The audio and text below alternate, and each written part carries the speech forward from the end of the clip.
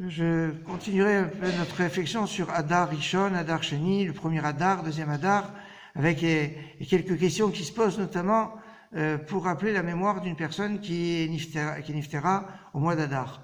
Et si je vous pose une question, des Ilulot de tous les tzadikim, quelle est la Ilula qui serait la plus remarquable, la plus à suivre? La Ilula de qui? Pardon? Rabbi Shimon? C'est bien, c'est pas mal mais c'est quand la Ilula de Rabbi Shimon? La Gbomer. Oui, mais pas tout à fait.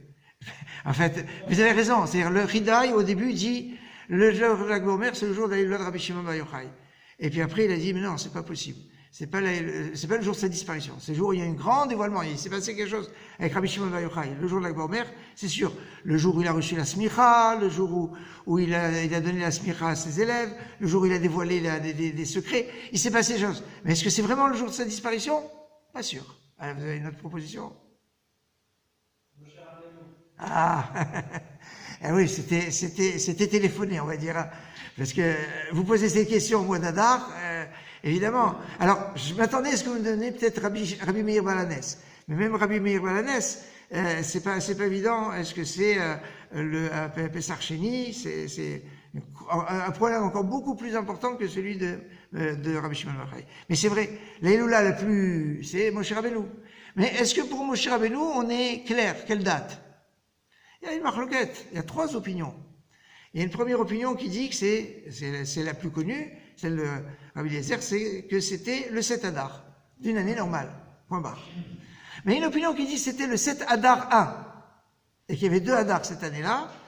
Alors ça pose un problème, c'est ça, parce qu'on dit qu'il y a 33 jours, encore 33, 33 jours depuis la ptira de Moshe Rabbeinu jusqu'à l'entrée des Israël en Eretz Israël, qui était le 10 Nissan. Donc, c'est comme ça qu'il y a le calcul de la Gemara qui va justifier le 7 Adar. Mais donc, si on dit que c'est le 7 Adar 1, et il y a une autre opinion encore qui dit que c'était le 7 Shvat. Alors, c'est encore moins connu.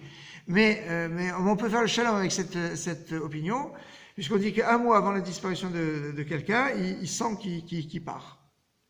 Donc, il y aurait quelque chose. En tout cas, mais pourquoi Moshe Rabbeinu, il a eu ce srout? Après tout, il y a quelqu'un d'autre qui aurait dû avoir ce srout d'une Ilula la plus connue, parce qu'elle est marquée en toutes lettres. Et Moshe Rabbeinu, c'est une marloquette. Mais il y a un tzaddik dont il n'y a eu aucune marloquette de dire est-ce qu'il est niftar ce jour-là, parce que c'est marqué en toutes lettres, c'est la seule Ilula, marquée dans tout le Tanakh, dans toute la Bible. Il y a un seul tzaddik dont c'est marqué la date, c'est Aaron HaKohen. Aaron HaKohen, le frère de Moshe, donc on est à peu à la même époque. Et puis en plus de ça, c'est quand Rosh Chodesh Av.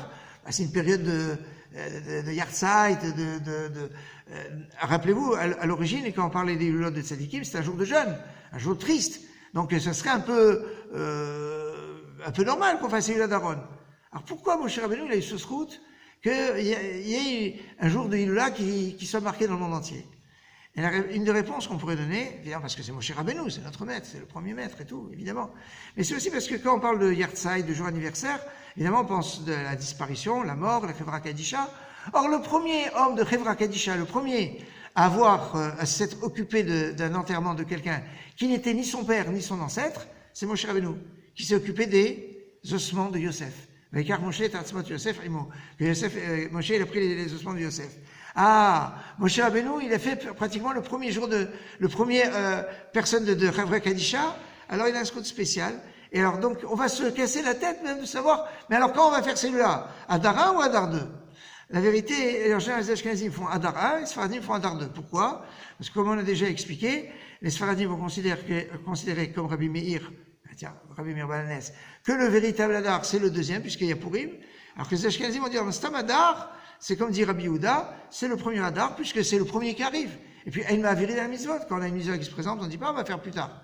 Ah, Purim, on fait au deuxième Adar, parce que Purim doit être à un mois de Pessah, comme on a déjà l'occasion d'expliquer. Donc, on voit ici que la place de Moshe Rabbeinu dans la Ilula et par rapport au 7 Adar, c'est pas une mince affaire, et c'est quelque chose d'important, extensoré.